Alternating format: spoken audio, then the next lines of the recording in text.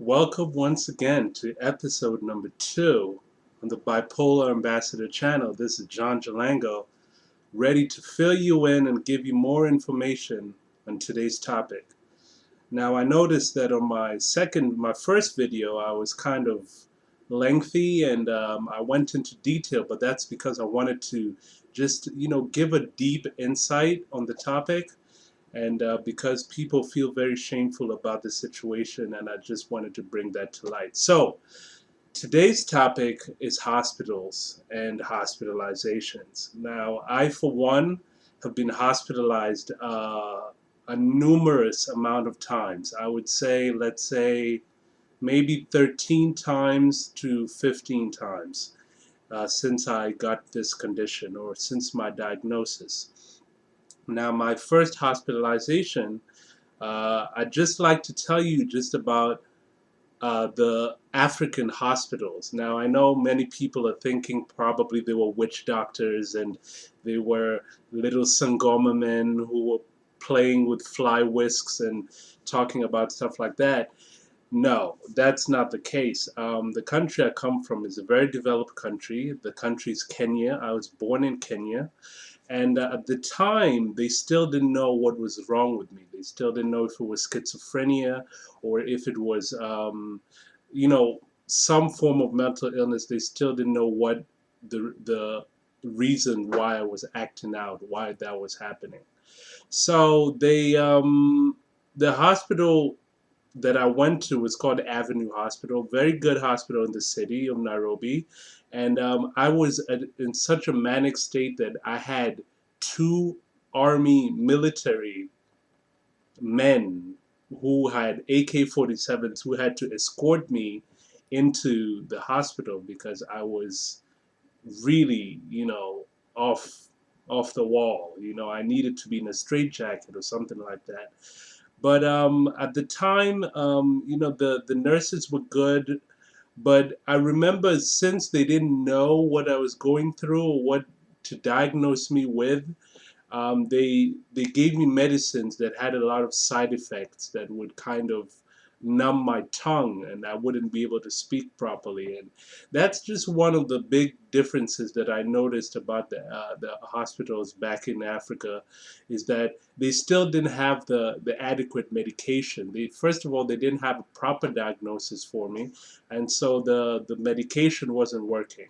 And I moved to the U.S. because my parents figured that we have to find a new way to take care of this condition, and that's why I was diagnosed as bipolar with bipolar disorder. So I went to the first hospital was a behavioral center in Westchester, and there they were like young teens and older teens. At the time, I was around 17, and I just remember it was good. It was a diverse group of people, diverse group of patients, and I noticed that the I wasn't fitting in so much because the culture was all new to me, and so it was a whole different experience. So I didn't think that I fit in as I would have in the later experiences that I had. And this hospital was because it was a teen hospital. They didn't give you a lot of sedation, when you acted out. It was more like they accommodated your needs, and I was quite comfortable there. I was there for about a month, as usually my stay is, almost a month every time, and it wasn't so bad. It wasn't so bad. I don't remember really bad memories. It was quite a while ago, a couple of years ago, almost 10 years ago. So I don't quite recall all the details, but as I left there and I graduated from high school, the hospital started changing. And as I went to Binghamton, that's where I went to college. And it was a little different upstate. That's when the needles started coming out because you're now an adult. You're not like below 18 or 21. And the needles started coming in, and I started being jabbed. And I used to remember just these medicines making me feel so overly active sometimes that I would just talk the whole night. And I really feel when looking back like I was a crazy person, but I'd strongly feel that the medications that you're injected with for sedation or to kind of calm you down really alter the way you feel, and you can end up feeling, like manic, or you end up feeling drowsy and stuff like that. So I strongly suggest that when you get into a hospital, know what's going in, what you're being sedated with, because it can affect you in ways that can keep you in the hospital even longer. And more recently, I was at North Central Bronx Hospital, and you know, hey, I'm just gonna say that's the name of the hospital, and there the conditions were the worst, like one of the worst, whereby 12 officers would have to come to put me down, and there's more aggression, and my episodes were getting worse and worse and worse. So the the situation needed to be addressed more heavily, and they would call. At least one time I had 12 officers in my patient room, and I was sedated. And I think they use a combination of Haldol and something else, and these really just stiffen your muscles and just pass you out.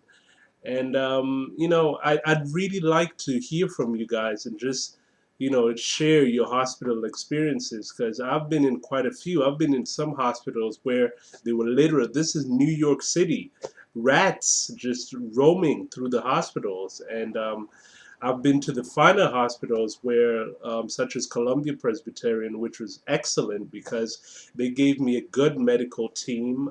They gave me good accommodation. We had computers, and we had a big game room, flat screen TVs, and these all help someone, kind of heal more when they're coming out of a manic or depressive state. I was there both for a manic episode and a depressive episode, and it was great both times at Columbia Presbyterian, because they just have a way with their staff that they just take care of the patient. So I suggest to anybody who's in the New York City area, if you're having a manic or a depressive episode or a mental illness issue, I suggest going to Columbia Presbyterian. It's around 168th Street, and it's a beautiful facility. 9 Garden North. Yeah, that's an awesome place. And so I'd really like to hear from you guys and know what experiences you've had at hospitals, and if this is something you'd like me to go more in depth. I really want to cut my videos to a not such a long session, but just to reduce the videos so that people can just focus in on topic by topic by topic, and we can just go from there without running on for too long. So that's it for today. This is Bipolar Ambassador giving you a little bit of information about hospitals, and just knowing that picking the right hospital will really help you maintain your condition and your state a little better, because don't just go to the hospital that the ambulance picks for you. Research and find a hospital that you're comfortable with, where because you might be in there for a month to 2 months sometimes, on depending on how serious your episode is. So just keep that in mind, and also keep in mind that whenever you get into a depressive state and an ambulance needs to be called, always bear in mind that if you don't have good insurance, have a family member drive you to the hospital, because even if the hospital is half a mile away, you're going to be charged in excess of $500 that will be on your bill. So, I mean, this is not for people who have Medicaid and all that, but if you have private insurance, or just know that a lot of it is going to come out of your pocket just for being driven from your apartment, house, or residence to the hospital. So research on your hospitals, guys. And if you want me to talk more about this topic, just mention that in the link below, and mention that in your comments. And once again, this is Bipolar Ambassador. Our next topic next week or the next time we speak, let me just get that from my notes, will be medications. So we'll be talking about medicines, and I'll try to fill you in on the medicines that I've been on and the ones that people might need to take. And I'll just talk about the side effects and stuff like that. So, once again, Bipolar Ambassador signing off and hoping that you have a good mental health state. And take care of your health and stay in your medicine. Take care. Bye.